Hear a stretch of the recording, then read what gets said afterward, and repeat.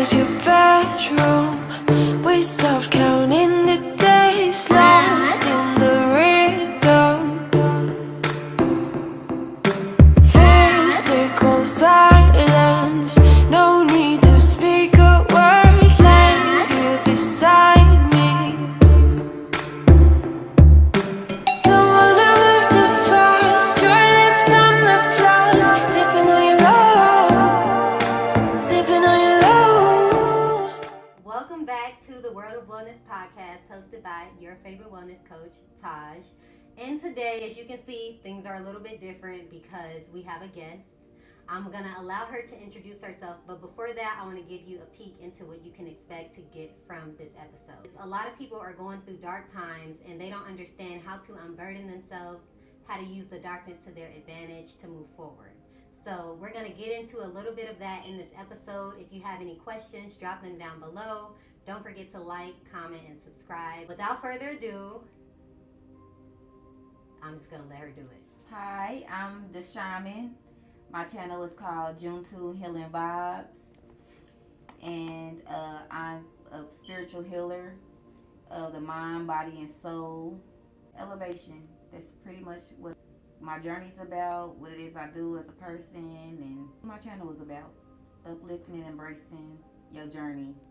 So today we're going to do it a little differently because I'm the only one talking to y'all most times. So I want to give her a chance, and basically it's going to be a dialogue, but more so interview style. And if she wants to know anything about me, I'm going to allow her to ask me questions back. But I have a few questions already sorted out that I'm going to ask her. So let's get right into it. So for starters, why do you feel darkness is important for the spiritual journey and overall character development?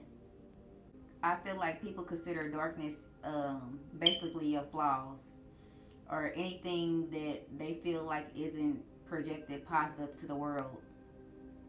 Like traits that they don't like about you. That's what I consider darkness. And everything that somebody trying to make you dislike about yourself, when you love those things about yourself, you actually start to see the reflectors come off. To transition, I want to ask, how did you feel in your darkest moments and how did you persevere through that? My weaknesses, what I would find to be in a dark place, was actually my foundation to building this person spiritually who I am. In the heaviness of that darkness, I was able to know what I could bear. I was able to notice anywhere that I thought that I did not have the strength or the mind power, willpower to do any of the things that I felt was beyond reach. In the darkness is where I found out, in my lowest point, where a person will consider you weak, that I could do all those things. And the reason why is because I was broken down to completely nothing. So because I didn't want to stay at nothing, all I could do was the very thing that life allowed you to do. You gotta grow. Why is it important to feel our way through life, like from a spiritual perspective of using our spiritual senses versus what we are able to perceive, see, hear, and feel? How that can affect how we navigate through life and what we're able to accomplish. At the point where I'm at now, I feel like we are all born with a spiritual sense. Some of us strengthen it more than others, but intuition, that's the first spiritual gift you get to feel your way through life. Are you a person of instinct, or you literally have to wait for a situation to take place in order for you to feel something? I'll share a little bit about when I realized what the difference was. A big part of it was faith. When you are coming from the bottom, right, getting it out the mud, that's one of my favorite things to say, and you're surrounded by poverty, you're surrounded by struggle, and you're chasing a dream. Being able to say, this is what it is, like one of my favorite things I told you earlier, when I was talking to someone who was going through a situation where they were struggling with bills and worried about it, and I had been there too. And something told me if those bills were supposed to be paid, they would be. And when I told them that, they were like, because if you truly believe that everything is divinely guided, that means that everything is as it should be. And that can be hard to accept if you're someone who's in their struggle and in their strife or being tormented in any kind of way. but you have to know that it's for your betterment. I was doing everything right that I thought would align me to my purpose in the physical. But my spiritual senses was telling me that I wasn't in alignment at all. When God started to shake things up, it's usually not to cause us to be burdened or go into a depression or anything of that sort. We just felt like we didn't have the strength to face whatever it was that we thought was just unbearable to face. And the thing is, we don't go through anything in life that is too much for us to bear. That's right. So if we are steady thinking of us unbearable, then yes, it will cause you to go into a depression, because you steady saying you can not bear something that life is already showing you that you literally can handle, because how you know you can handle it? You already in it. It showed up. Now this is what you're going to do while you're in this situation is what's going to determine your outcome. You either going to fold or you going to hold. And if you're folding, then that means you just basically throw your hands up and you say, I choose not to fight no more. If you're going to hold, it's kind of basically the same thing. You holding, but the difference in you holding is you stand, but you throwing your hands up and you're not trying to fight against the current. Instead of you trying to swim against it, well, me swimming against it with me not having the proper tools to swim against it, then go with the flow and see where the current is taking me, because maybe my path is being redirected. And they always say that when we ask for something and then we go back on it, what we're doing is we're keeping our manifestation stuck in limbo. Because while you believe in it, you still doubting it. And so I'm sorry. Go ahead. No, I don't want to forget. It's a couple of things there. So the first thing is a thing is conceived in the mind before it can be manifested. As a man thinketh, so is he. Same thing, right? If you're living purely off the physical plane, which is no different essentially than an animal lives, you're very limited. You're very limited in your perspective. You're very limited in your resources and what you believe you have access to. Me living through my spiritual gifts has allowed me to see the world completely differently, and it's so liberating because you truly learn that nothing is impossible for you. That's right. And earlier we talked about how God is within us. It's not this magical force that created us and you have to be distant and have to depend on it hand and foot, and you got to do all these things that the church says you have to do. You have to simply tap in and invite the divine, rather you call it God, universe, or whatever, into what you're doing every single day, and know that you can trust that guidance. And you'll know you can trust it because of what happens when you go against it. Every single time, you're going to get burned.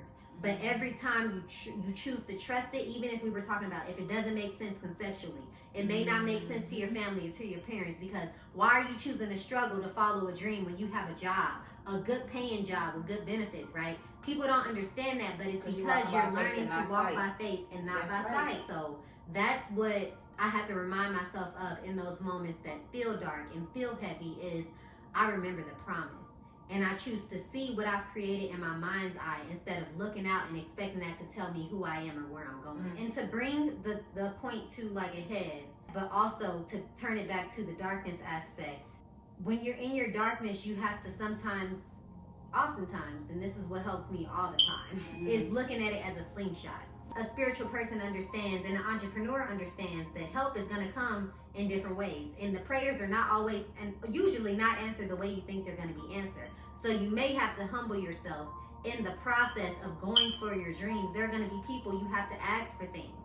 And I, for 1 second, just want to say, learn how to let people help you. If you're someone like me who was Miss or Mr. Independent and you're used to having to get it on your own, we were talking about earlier, there's only so far you can go by yourself and only so fast, right? We're stronger, better, faster together. So if you have to humble yourself in the eyes of society and you accept the government assistance, or you have to go and hustle or piece money together, know that that is all part of your story, and that is what's gonna make your testimony so great and give source or God or whatever you like to call it the glory at the end of the day, because only God could have blessed you in these ways. That's right. And I want to transition into alchemy, right? We talked about how we're alchemists and How do you use that every day to transmute energy that can be perceived as dark or negative into something useful? Your soul tells your mind tells your body. Your flesh stronger than your spiritual, or your spiritual stronger than your flesh? Because if your spirit is stronger than your flesh, then you can put your flesh under subjection to your spirit. And when you operate out the spirit, it's literally, you can literally do things that your physical body cannot even do. But because your mind and your soul is connected, the body has to obey. Yeah, I like that, because that reminded me of something I like to say often when people struggle with discipline. A lot of people look at me and they're like, how do you get up and you work out consistently and you work all day and you do all of this? For one, it's a sense of, this is what I came here to do, is serve. And for me to be my best self, I have to be the boss of me. And for entrepreneurs out there, if you cannot control yourself by being disciplined and staying on the schedule you set for yourself, the way you show up for these jobs, you may need to rethink entrepreneurship until you're able to be the person who can be in control. And I tell people who give into fleshly desires of sugary, salt, sex, things that are very animalistic in nature. If you cannot tell yourself, no, you don't need that thing, you're no better than something crawling on all fours. And that's just to be completely real with you. We have these prefrontal cortexes in our minds that tell us, no, yes, go here, do that. It orchestrates that because that gives us dominion over these beastly things, right? In the Bible, the man has dominion over all the things, the land, the animals, the sea, all of that. But it's because in God's eyes, when we were given dominion over those things, it's because we were someone capable of being in charge. But if you cannot control yourself because of addictions, because of desires or superficial needs, you cannot be in control of your destiny. It's important to realize that you're a human, but you're also godly. So you have to overcome that. Do I say that I don't feel the desires to do fleshly things? Every day I do things that I know that are not in my best interest. And I check myself with that mindset. Tajay, how are you any better than an animal? If you're sitting here and you're going off impulses from what your body is telling you to do. I work out often because it helps me practice the power over my body, right? If I'm thinking that, like this morning I was doing push-ups and I told myself, I'm like, give me 40. So I did 20, I took a break. I got to the next set and I did like 11 or something. And it was hurting. But what did I do? I told my body what I needed it to do, and we got to 41 because I always do +1, and that's just to show yourself when you're in pain, you can do so much more than you think you're capable of, but you have to dig in the right pot, right? If you're pulling from, oh, woe is me, I'm down, I'm sad, I'm tired, I'm broken, you can be there for a second because I'm all about being validated in the human experience. I never shun my feelings, and that's something I've had to grow into.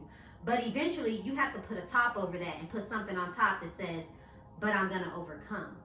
Because my mind and my human spirit is stronger than anything that is facing me right now. And if you don't hold on to the fact that you have superpowers and you can overcome these desires, right? There are people who have kicked crack addiction, alcohol addiction like that. Why? Because the power of the mind and the human spirit. Sometimes it's you deciding to put your foot down and say, this is the line in the sand. This is what I used to do. And when I step over this today, in this moment, this is where that stops. And I teach clients all the time. It's not about all the time waiting. Oh, time has to pass. And no, you have to make a decision that is over. A lot of us are paralyzed because we are operating in a worldly sense. All you have to do is make a decision to trust your process. That's what it means to trust your process. To me, trusting the process means that even when it feels like I'm at my lowest of my low, and I'm even lower than that, I know what I was told with my spiritual ears. I know what I've seen with my spiritual eyes, and I choose to prevail. So, you got something? I was gonna say, touch on what you just said. I like how you explained that, because in the midst of you explaining it, and then how you said we know bigger than the animals that climb on all four, and I like the fact that you said that God had gave us dominion over the earth. It was key points that you made into that. See, even the animal, he operates in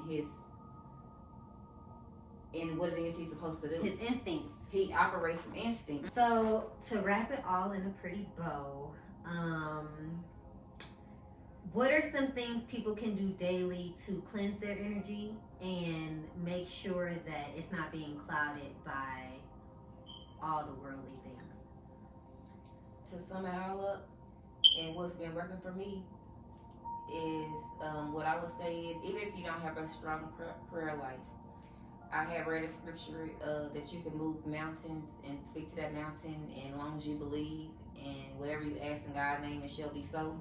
And when I read that scripture, what I understood was when I get up early every day, I literally speak what I want to come into my life, and I let it go. I don't think about it anymore. Literally every day when you get up and you say things are working for my good, and you let it be what it is, and you let the light, the day flow, you will literally start seeing good things come into your life. Even in the smallest ways, it starts to really small. So unfortunately, our episode ended up getting cut short due to storage issues, and I apologize for that. But hopefully you all got what you needed out of it. And if you have any questions or need any help one-on-one, visit my website, coachmelwc.com. And for those of you who want to know more about June and what she does, you'll find her on YouTube at June Tune Healing Vibes. I'm going to link everything in the description. As always, until next time, be loved, be kind, and stay true. Signing off, Taj. Peace.